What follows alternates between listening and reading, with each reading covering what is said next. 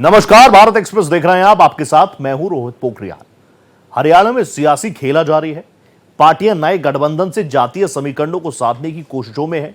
मायावती की बसपा और इनेलो गठबंधन के बाद अब दुष्यंत चौटाला की जेजेपी और चंद्रशेखर आजाद की एएसपी के बीच गठबंधन का ऐलान हो गया है।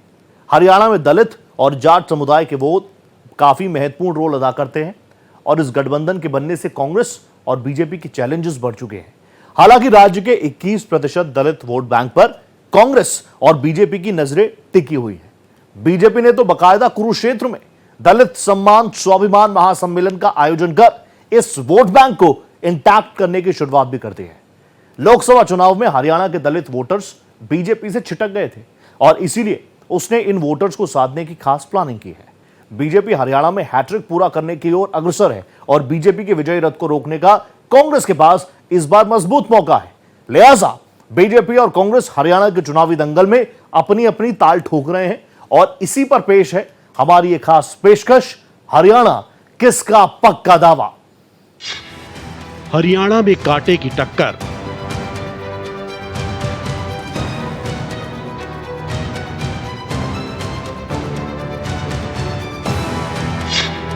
बड़ा सियासी उलटफेर।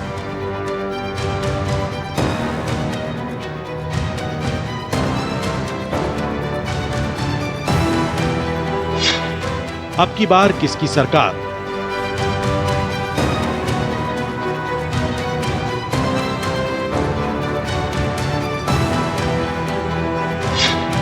गर्मा रही दलित पॉलिटिक्स।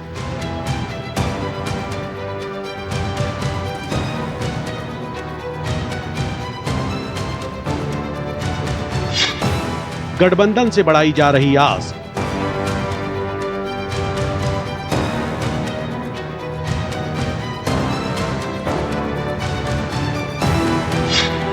खट्टर का यूपीएस का दाम।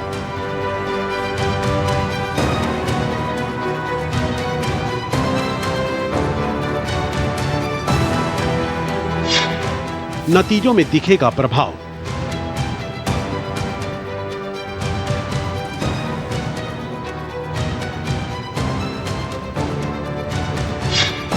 कांग्रेस की भी बड़ी तैयारी।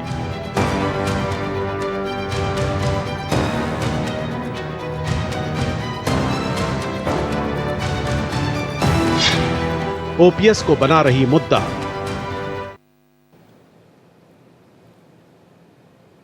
हरियाणा में जाट समुदाय के बाद दलित दूसरे सबसे बड़े समुदाय में से एक है। राज्य की कई सीटों के नतीजों पर असर डालने वाले ये समुदाय सियासी समीकरण बनाने की कोशिश अब हर एक दल, हर एक पार्टी कर रही है और इसी क्रम में दुष्यंत चौटाला की जेजेपी और चंद्रशेखर आजाद की एएसपी ने गठबंधन का ऐलान कर दिया। इस नए गठबंधन के बनने से राज्य में दलितों को लेकर एक नया सियासी समीकरण तैयार करने का प्रयास है। बीजेपी इस वोट बैंक को अपने पक्ष में करने के लिए दलित सम्मान स्वाभिमान महासम्मेलन आयोजित कर चुकी है। इस महासम्मेलन के जरिए बीजेपी ने दलितों को एकजुट करने का प्रयास किया है। हरियाणा में 21% दलित वोट बैंक है और इस पर सभी राजनीतिक पार्टियों की नजर है। दलित वोट बैंक को बचाए रखने के लिए भाजपा ने लोकसभा चुनाव में कांग्रेस से आए कद्दावर नेता को टिकट भी दिया था, लेकिन उन्हें हार का सामना करना पड़ा। इस वोट बैंक में सेंध लगाने के लिए जेजेपी ने चंद्रशेखर आजाद की पार्टी के साथ समझौता भी किया है। दलित वोट की सियासत। हरियाणा में चुनाव को लेकर सियासी उठापटक तेज हो गई है। अलग अलग पार्टियां अपनी सियासी जमीन को मजबूत करने की कोशिशों में जुटी हैं और गठबंधन के नए नए ऐलान हो रहे हैं। जातीय समीकरण को साधने की रणनीति के तहत पहले ही विधायकों की भगदड़ से जूझ रही जननायक जनता पार्टी यानी जेजेपी ने एक बड़ा दांव खेला है। 2019 की विधानसभा में जेजेपी किंग मेकर बनकर उभरी थी। यही वजह थी कि बहुमत से दूर रही बीजेपी ने जेजेपी के नेता दुष्यंत चौटाला को डिप्टी सीएम का पद देकर सरकार बनाया। लोकसभा चुनाव में अकेले लड़ी जेजेपी को 1% से कम वोट मिले थे। पार्टी के सभी कैंडिडेट की जमानत जब्त हो गई थी। राज्य के 21% दलित वोटरों को ध्यान में रखते हुए जेजेपी लीडर दुष्यंत चौटाला ने विधानसभा चुनाव में नगीना से सांसद चंद्रशेखर आजाद की अगुवाई वाली आजाद समाज पार्टी काशीराम के साथ मिलकर लड़ने का ऐलान किया है। चौटाला ने एक्स पर लिखा है कि किसान कमेरों की लड़ाई हम लड़ते रहेंगे, बिना आराम। ताऊ देवीलाल की नीतियां, विचारधारा में मान्यवर काशीराम। जेजेपी और आजाद समाज पार्टी के बीच गठबंधन के बाद अब देखना दिलचस्प होगा कि राज्य में दलित वोटों का क्या रुख रहता है। राज्य में दलित वोटरों की अपनी अहमियत है। माना जा रहा है कि बीजेपी से दलित वोट बैंक छिटकने की वजह से ही पार्टी को सिरसा और अंबाला की सीटें गंवानी पड़ी थी। इंडियन नेशनल लोकदल इनेलो ने राज्य में विधानसभा चुनावों के लिए बहुजन समाज पार्टी बीएसपी से गठबंधन किया है। राज्य में दलित वोटरों पर बीजेपी की नजर टिकी है। इसी के तहत कुरुक्षेत्र में दलित सम्मान स्वाभिमान समारोह का आयोजन किया गया। हजारों की संख्या में आए समाज के लोगों ने केंद्रीय मंत्रियों के सामने विश्वास दिलवाया कि बाबा साहब का सम्मान करने वाली बीजेपी की सरकार डंके की चोट पर बनाई जाएगी। समारोह में केंद्रीय ऊर्जा एवं शहरी मंत्री मनोहर लाल, केंद्रीय कानून मंत्री अर्जुन राम मेघवाल, पूर्व राज्यसभा सांसद दुष्यंत गौतम, सांसद नवीन जिंदल, कैबिनेट मंत्री बनवारी लाल, समारोह के आयोजक सुदेश कटारिया, अशोक तंवर सहित बीजेपी के वरिष्ठ नेता शामिल हुए। हरियाणा में दलित और जाट समुदाय के वोट अनिवार्य रूप से अहम है और यही कारण है कि तमाम पार्टियां इन समुदायों के वोट बैंक को लेकर बहुत सतर्क है। हमारे साथी कांग्रेस के मित्र इसमें भी रोड़ा बन के अड़के खड़े हो गए। उन्होंने भर्ती रोको गैंग खड़ा कर दिया कि यूं अगर चलता रहा तो फिर जो दूसरे लोग बच्चे उनके नौकरी लगते रहेंगे, हमारे नेताओं के बच्चे, हमारे अधिकारियों के बच्चे। आप उस समय से पहले नौकरी उठा के देख लो, चाहे एचसीएस की हो, चाहे क्लास 1 के अन्य अधिकारियों की हो, क्लास 2 की हो, इन नेताओं के और उनके कर्मचारियों के, अधिकारियों के बच्चे, लाइन लगी पड़ी है उनके बच्चों की जो नौकरियां लगे हैं। क्या सबसे मेरिट पर वो थे और आ नहीं सकते क्या? मेरिट पर सब घरों से है। हमने जब एचसीएस का पहली बार परिणाम निकाला, एक रिक्शा पुलर का बच्चा एचसीएस बन के आ गया, एक खेत में मजदूरी करने वाला का बच्चा वो पटवारी बन के आ गया, वो तहसीलदार बन के आ गया, जिनको उम्मीद ही नहीं होती है। मित्रों, एक मेरिट पर अगर हमने किया है तो इसमें सबसे ज्यादा अगर लाभान्वित हुआ है तो ये हमारा गरीब समाज का परिवार हुआ है। सीट शेयरिंग के ऊपर हमारी चर्चा भी होगी। 70 सीटों पर जननायक जनता पार्टी चुनाव लड़ेगी और 20 सीटों पर आजाद समाज पार्टी काशीराम चुनाव लड़ेगी और दोनों पार्टियां मिलकर पूरे प्रदेश का रोडमैप, रूट प्लान भी जल्द आपके बीच में पब्लिश कर देंगे। भारतीय जनता पार्टी में हरियाणा के अंदर जो राजनीतिक परिवार हैं, जिसको तीनों लाल के बारे में बताया जाता है, उनके वंशजों का भारतीय जनता पार्टी में आने से कोई खास फर्क पड़ने वाला नहीं है। वो हैं, अपनी स्थिति उनकी ठीक है, 1-2 सीटों पर उनका प्रभाव हो सकता है, लेकिन कोई बड़ा इम्पैक्ट डालेगा ऐसी संभावना नहीं दिखती है। कांग्रेस पार्टी में जो गुटबाजी है वह कांग्रेस पार्टी को किसी न किसी रूप में हानि तो पहुंचाएगा ही। इसीलिए कांग्रेस पार्टी गुटबाजी के कारण हरियाणा में हार सकती है, लेकिन कांग्रेस पार्टी के पास में वोट बैंक है।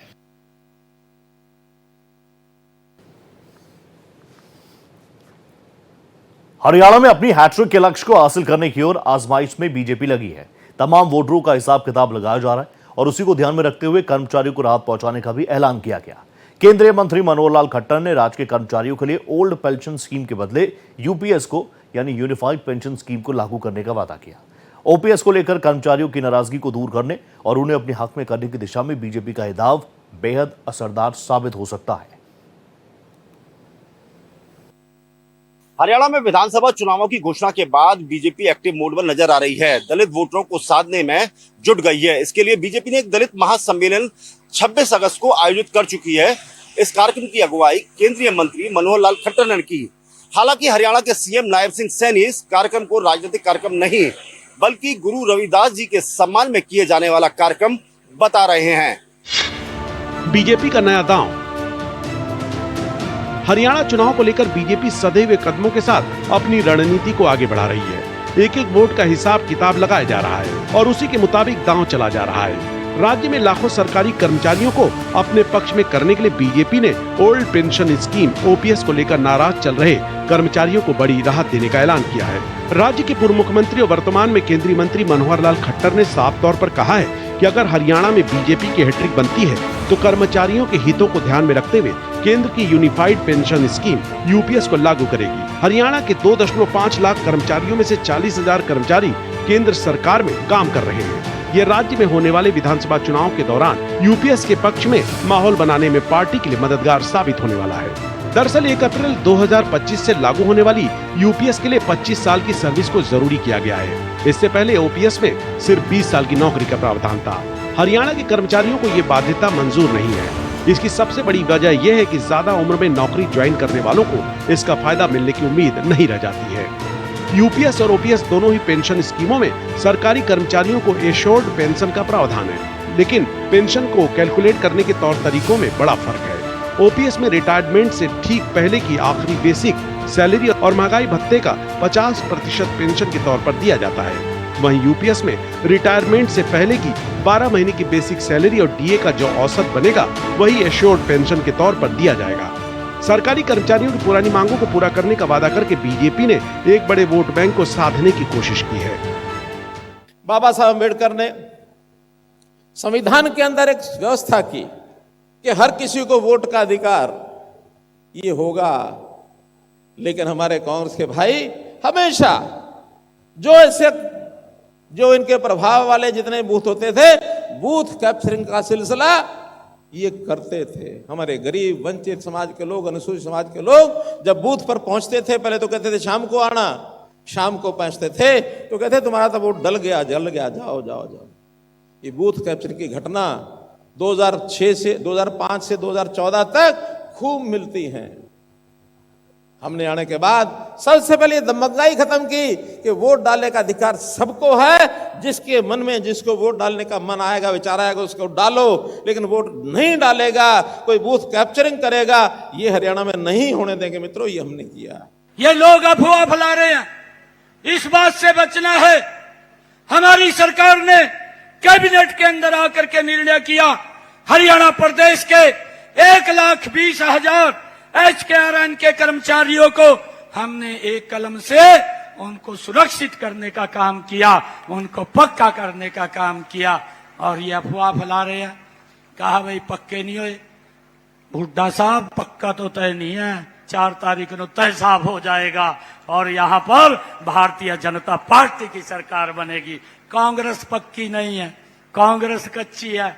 अरे हमने तो पक्का किया है, आपको चिंता करने की जरूरत नहीं है। एक भी बच्चा बाहर नहीं आ सकता।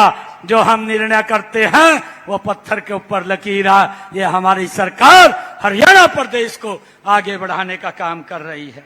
कांग्रेस पार्टी का वोट बैंक इसलिए भी थोड़ा मजबूत हो गया है क्योंकि जाट वोटों का ध्रुवीकरण इस बार संभवतः हो सकता है।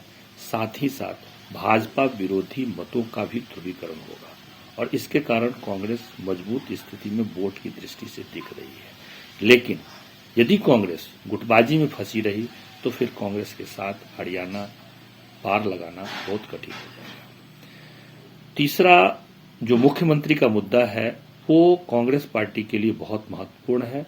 अगर कांग्रेस पार्टी किसी को मुख्यमंत्री के रूप में घोषित करके चुनाव लड़ती है तो मुझे लगता है कि कांग्रेस को फायदा होने की पूरी संभावना है और खास करके हुड्डा को अगर घोषित करती है तो कांग्रेस को उसका बेनिफिट मिलेगा, क्योंकि हुड्डा का केवल जाटों में ही जनाधार नहीं है, हुड्डा का अन्य जातियों पर भी प्रभाव है। तो हरियाणा विधानसभा चुनाव में कांग्रेस कोई कोर गुंजाइश छोड़ने को तैयार नहीं है, जी तोड़ मेहनत कर रही है। राज्य के अलग अलग समुदायों को ध्यान में रखते हुए उम्मीदवारों के चयन को अंतिम स्वरूप देने का फैसला उसी के तहत किया गया और हरियाणा में अब तक कांग्रेस ज्यादातर जाट समुदाय से ही उम्मीदवारों का चयन करती थी, लेकिन इस बार बीजेपी ने गैर जाट समुदाय पर फोकस किया है और इसी के तहत कांग्रेस ने भी उम्मीदवारों के चयन में अपनी रणनीति को बदला है। कांग्रेस लोकसभा चुनावों की तर्ज पर इस बार विधानसभा में भी सोशल इंजीनियरिंग के तहत टिकट देने जा रही है। अगर इस तरह का निर्णय कांग्रेस ने लिया है तो फिर प्रदेश में 2019 के मुकाबले इस बार जाट उम्मीदवारों की संख्या कम हो सकती है। साथ ही ब्राह्मण, पंजाबी, वैश्य और राजपूत के टिकट कोटे में बढ़ोतरी हो सकती है। हरियाणा में कांग्रेस का प्लान। लोकसभा चुनाव में हरियाणा के मतदाताओं ने कांग्रेस को 5 सीटें दी हैं और उस नतीजे की बुनियाद पर राज्य में कांग्रेस बड़ी जीत की उम्मीद कर रही है। दरअसल राज्य के बदले सियासी माहौल के बीच कांग्रेस के पास इस बार बढ़िया मौका है, मगर उसकी सबसे बड़ी दिक्कत यह है कि पार्टी के भीतर मुख्यमंत्री पद की दावेदारी को लेकर घमासान मचा है और इसका फिलहाल अभी तक कोई हल नहीं निकल पाया है। कांग्रेस में मचे घमासान के बीच कांग्रेस उम्मीदवारों के नाम को तय करने के लिए गुणा गणित तैयार कर लिया गया है। इस बार कांग्रेस बीजेपी को सत्ता से दूर रखने के लिए गैर जाट वोट बैंक पर अपना फोकस कर रही है। पार्टी सूत्रों के मुताबिक राहुल गांधी ने असंतोष रोकने के लिए टिकट आवंटन का अपना फार्मूला तैयार कर लिया है। सर्वे में मजबूत उम्मीदवार को ही टिकट दिया जाएगा। 2019 के विधानसभा चुनाव में जमानत नहीं बचा पाने वाले उम्मीदवार भी पैनल से बाहर किए जाएंगे। गैर जाट वोटरों को अपने पक्ष में करने के लिए कांग्रेस ब्राह्मण, पंजाबी, वैश्य के साथ ही राजपूतों के कोटे को बढ़ाने पर गौर कर रही है। कांग्रेस पहले राज्य में जाट उम्मीदवारों पर दांव खेलती रही है, लेकिन इस बार राज्य के सियासी समीकरणों के चलते कांग्रेस ने नया प्रयोग करने का फैसला किया है। लोकसभा चुनाव के नतीजों से साफ हुआ है कि कांग्रेस का पारंपरिक मतदाता अभी उसके साथ ही है। जाट मतदाता एक बार फिर कांग्रेस का समर्थन करने लगा है। भूपेंद्र सिंह हुड्डा गुट उन्हें सीएम चेहरे के रूप में घोषित करने की मांग जाट समुदाय के बीच उनकी लोकप्रियता से ही जुड़ी है।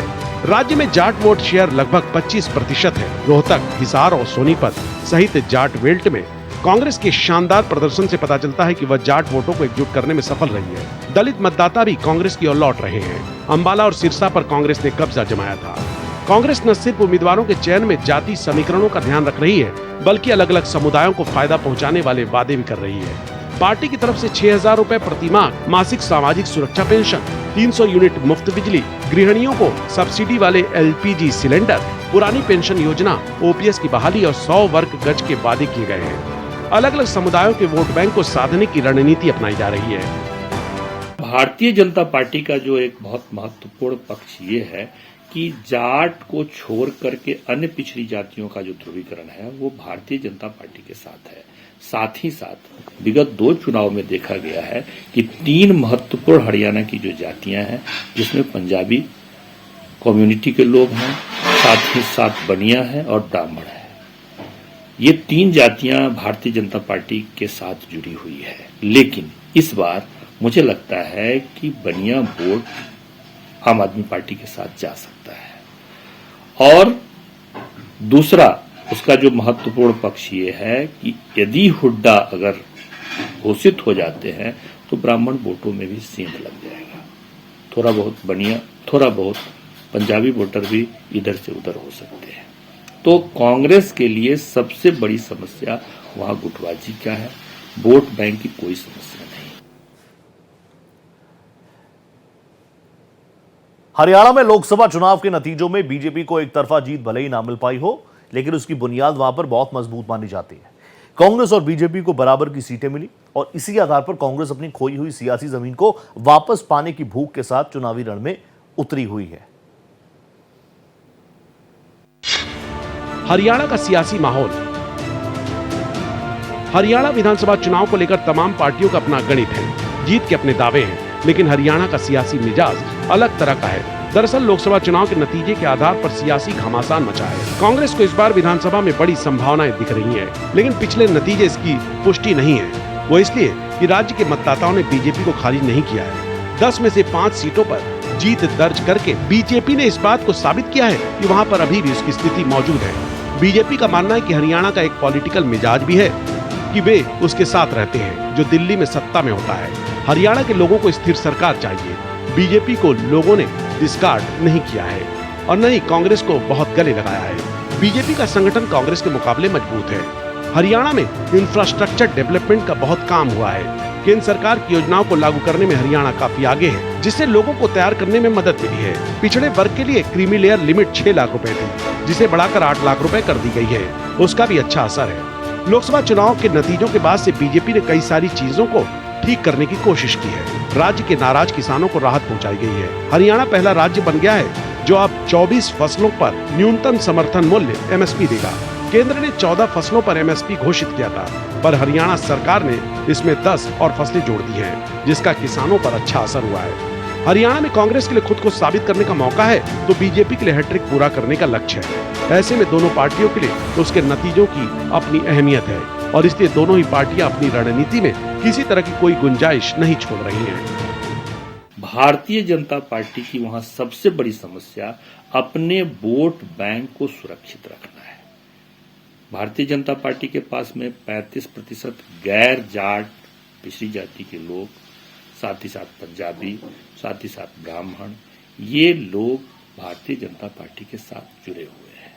कांग्रेस के पास में अधिकतर जाट, मुस्लिम और शेड्यूल कास्ट, जो हरियाणा की राजनीति में बेहद महत्वपूर्ण भूमिका निभाते हैं, 20% के लगभग है, वो कांग्रेस पार्टी के साथ जुड़ सकते हैं। कांग्रेस पार्टी के साथ एक और प्लस पॉइंट हो सकता है, यदि कांग्रेस पार्टी का आम आदमी पार्टी के साथ समझौता हो जाता है तो ये कांग्रेस के हित में रहेगा। भाजपा हरियाणा में तीसरी बार सत्ता में आने के लिए जोर लगा रही है। लोकसभा वोटों के इंटरपोलेशन से संकेत मिलता है भाजपा के पास ठोस मौका है, लेकिन चुनौतियां बनी हुई हैं। लोकसभा चुनाव के दौरान भाजपा ने 44 विधानसभा क्षेत्रों में बढ़त हासिल की, जबकि कांग्रेस ने 42 में बढ़त हासिल की। कैमरामैन आलोक सक्सेना के साथ मृगांक प्रभाकर, भारत एक्सप्रेस। तो हरियाणा में विधानसभा चुनावों के लिए हर एक पार्टी अपने अपने समीकरणों के साथ ग्राउंड पर उतर रही है। नए गठबंधन भी देखने को मिल रहे हैं, लेकिन देखना होगा कि जनता की नब्ज को कौन सी पार्टी, कौन सा दल पकड़ पाता है।